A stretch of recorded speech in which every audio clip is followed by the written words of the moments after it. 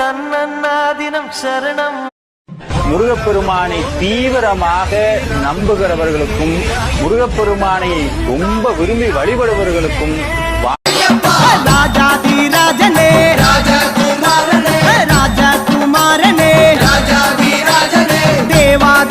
சிவனே நீ இல்லை என்றால் நான் ஒரு நாளும் இல்லை.